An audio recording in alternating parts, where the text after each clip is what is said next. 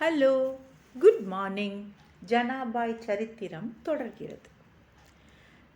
ஜனாபாய் வேலை செய்து கொண்டே மனதிற்குள்ளே பாடிக்கொண்டிருப்பாள். இவளுக்கு உதவி செய்யும் சிறுமி பாண்டுரங்கன்தான் என்று பின்னாளில்தான் தெரிய வந்தது. இவளுக்கு பாண்டுரங்கனை பார்க்கவில்லையே என்ற தாபம். அந்தரங்கமாய் இவள் பண்ணிக்கொண்டிருக்கும் பக்தி குருவாகிய நாமதேவருக்கு தெரியும்.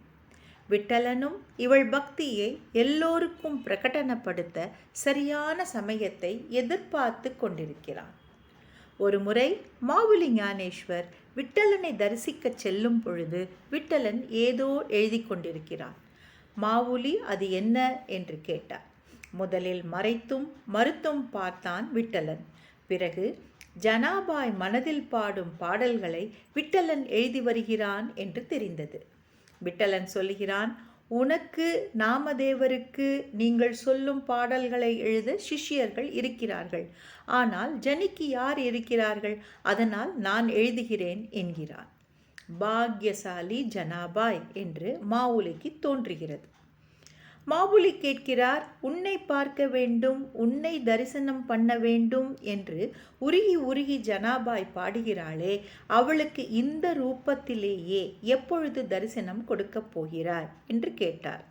நாங்கள் தரிசிக்கிறோமே, அப்படியே ரத்தின கிரீடத்தோட, முத்து சரத்தோட, கஸ்தூரி திலகத்தோட, அரவிந்த நயனத்தோட, சுந்தர முகத்தோட, மகர குண்டலத்தோட, கௌஸ்துப மணியோட, சந்தன சுகந்தத்தோட, பட்டு பீதாம்பரத்தோட எப்பொழுது தரிசனம் கொடுக்க போகிறாய் என்று கேட்டார்.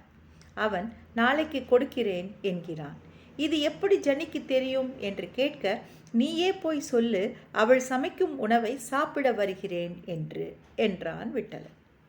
நாமதேவர் வீட்டிற்கு சென்று ஜனியிடம் விஷயத்தை சொல்ல வீட்டின் பின்கட்டிற்கு செல்லுகிறார் மாவுலி. அங்கு ஜனி பக்கத்து வீட்டுக்காரியிடம் வரட்டிக்கு சண்டை போட்டு கொண்டிருக்கிறாள். தன் வரட்டியை தன்னிடம் கொடுக்குமாறு சண்டை போடுகிறாள். என்ன ஜனி, இப்படி வரட்டிக்கு போய் சண்டை போடுகிறாய் என்று கூற, ஜனி அவரை நமஸ்கரித்து, அப்படியெல்லாம் விட முடியாது, நான் வாங்கி வருவேன் என்கிறாள். சரி, அது எப்படி உன் வரட்டி என்று கண்டுபிடிப்பாய் என்று கேட்க, அந்த வரட்டியை கொடுக்க சொல்லுங்கள் என்று சொல்லி அதை தட்டுகிறாள். உடைந்தது. மாவுலி சொல்லுகிறார், வரட்டியை தட்டினால் உடையத்தானே செய்யும் என்று. முதலில் 2-3 உடைகிறது, 4வது விட்டல் என்று கேட்டது.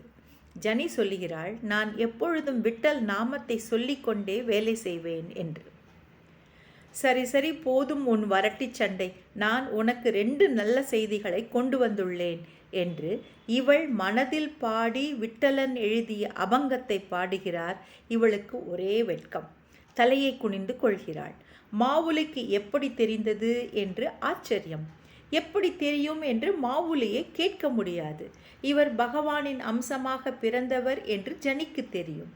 மாவுலி சொல்லுகிறார், இன்று விட்டலனை பார்க்க போனேன், அவன்தான் உன் பாட்டை எழுதி கொண்டிருக்கிறான் என்று சொல்ல ஜனிக்கு ஒரே சந்தோஷம்.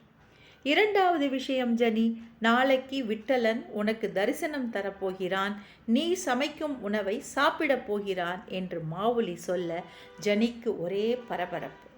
மறுநாள் சுறுசுறுப்பாகவும் குஷியாகவும் முடிந்த அளவு நைவேத்தியம் தயார் செய்கிறாள்.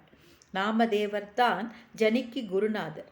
அவர் எப்படியெல்லாம் விட்டலனை வர்ணித்து இருக்கிறார், அப்படியே தான் விட்டலன் வருவான் என்று காத்து கொண்டிருக்கிறாள். ராத்திரியாகிவிட்டது. வீடு முழுக்க விளக்கு ஏற்றி வைக்கிறாள். எல்லோரும் காத்து கொண்டிருக்கிறார்கள். பலபலவென்று ஜம் என்று விட்டலன் வந்துவிட்டான். ஜனிக்கு கண்களில் தாரை தாரையாக கண்ணீர் கொட்டுகிறது. உடம்பு நடுங்குகிறது. நாமதேவருக்கு தெரியும் இந்த முறை விட்டலன் வந்திருப்பது ஜனிக்காகத்தான் என்று. அவர் ஜனியை பார்த்து, போ அவன் சரணத்தை ஜலம் சேர்த்து அபிஷேகம் பண்ணு என்று சொல்ல ஜனி செய்கிறாள். ஒரே பரவசம். நிமிர்ந்து பார்க்க முடியவில்லை. விட்டலன் உள்ளே வந்தான்.